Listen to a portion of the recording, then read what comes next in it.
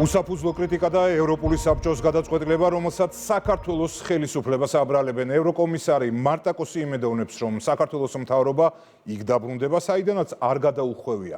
ევროინტეგრაციის გზა ქვეყნისა და ხელისუფლების უცვლელი არჩევანია. სადამჯელო ნაბიჯები კი ბრიუსელს ეკუთვნის და ეს თავადაც აღიარეს, მათ შორის მარტა კოსმა.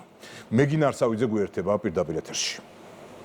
ევრობიუროკრატების ნაწილმა, როგორც ირკვევა, ევროპულ ღირებულებებთან ერთად წარსულში გაკეთებული საკუთარი განცხადებებით დაივიწყა. არათანმიმდევრული განცხადებებისა და უსაფუძვლო კრიტიკის ავტორ ევროპელ პოლიტიკოსებს ქართული ოცნებიდან ურჩევენ, ნამდვილ ევროპულ ღირებულებებს დაუბრუნდნენ. თუმცა ევროპული მიდგომების ნაცვლად ევროკავშირის საგარეო საქმეთა მინისტრების ნაწილი დღეს ისევ საქართველოს შიდა საქმეებში ჩარევას ცდილობდა და ჩვენს ქვეყანას უსაფუძვლოდ აკრიტიკებდა. საკუთარ არათანმიმდევრულ განცხადებებში დაკარგული ევრობიუროკრატია. ევროკომისარი მარტა კოსი და ევროკავშირის საგარეო საქმეთა მინისტრების ნაწილი ევროპული საბჭოს გადაწყვეტილებისთვის პასუხისმგებლობას საქართველოს ხელისუფლებას აკისრებენ. ქართული ოცნებისგან ითხოვენ ქვეყანა იმ ევროპულ გზაზე დააბრუნოს, საიდანაც ევროკავშირისგან განსხვავებით საქართველოს არ გადაუხვევია. სწორედ ევრობიუროკრატების არადემოკრატიულ მიდგომებთან დაკავშირებით ისმის კრიტიკა ამერიკის შეერთებული შტატებიდან. ევროკავშირი ევროპული ცივილიზაციის საფრთხედაც კი შეაფასეს. ჩვენ გავაგრძელებთ სამოქალაქო საზოგადოებისა და ორგანიზაციების მხარდაჭერას. იმედი მაქვს, ქართული რეჟიმი პოზიციას შეიცვლის და სტრატეგიას გადახედავს, სად არის საქართველო. დღეს კონკრეტულ მომენტში საქართველოს ევროპული მომავლისთვის უფრო მეტ სიბრძვიან და მეტი წვლილი შეაქვთ ხალხს, ვიდრე ინსტიტუტებსა და მთავრობას.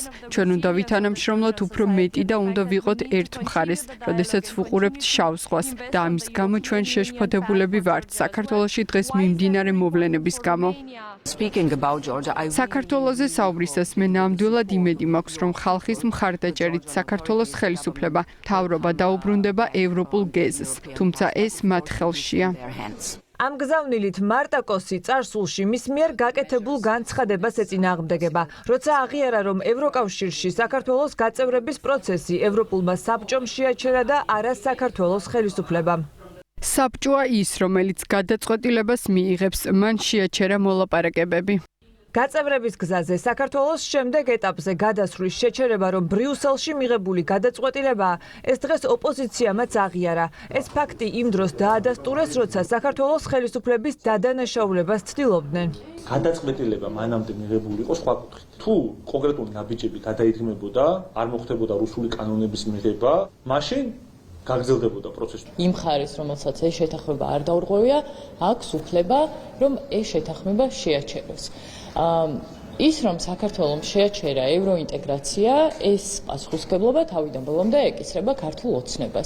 უსაფუძვლო კრიტიკის პასუხად ბრალდებების ავტორებს სახელისუფლებო გუნდიდან შეახსენეს, რომ სწორედ ევროკავშირის ბიუროკრატიაა აცდენილი ნამდვილ ევროპულ ღირებულებებს.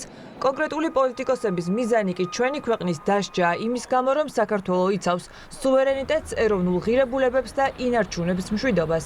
ევროპულ გზას და ევროპულ ღირებულებებს პირველ რიგში უნდა დაუბრუნდეს ევროჩინოვნიკები და ევროკავშირის პოლიტიკური ხელმძღვანელობა. სწორედ ევროჩინოვნიკების და იმ არაფორმალური მმართველობის მხრიდან საქართველოზე ზეწოლის ფონზე იყო პრაქტიკულად იქვე ბრიუსელში მიღებული გადაწყვეტილება საქართველოსთან შეეჩერებინათ შემდგომი პროცესი. ჩვენ გვაქვს ჩვენი საგარეო კურსი, რომელსაც ვახორციელებთ და ჩვენ კიდევ ერთხელ ვამბობთ, რომ 2030 წლისთვის ყველა კანდიდატ სახელმწიფოსთან შედარებით საქართველო იქნება ყველაზე მზად ევროკავშირში გასასვლელად. ეს ყველაფერი გამოწვეულია იქიდან, რომ მარტა კოსის სხვათა და სხვათა ინტერესებში მყოფი პოლიტიკა არ გაატარა ქართულმა ოცნებამ, რითიც ჩაუვარდათ ნაცარში კოვზი იმ ომის და გლობალური ომის პოლიტიკის წარმართვაში, რომელსაც ასე ნათლად ვხედავთ, რომ ისინი აწარმოებენ უკრაინაში. მარტა კოსი საუბრობს იმ თემაზე, რაზედაც არაერთხელ ულაპარაკიათ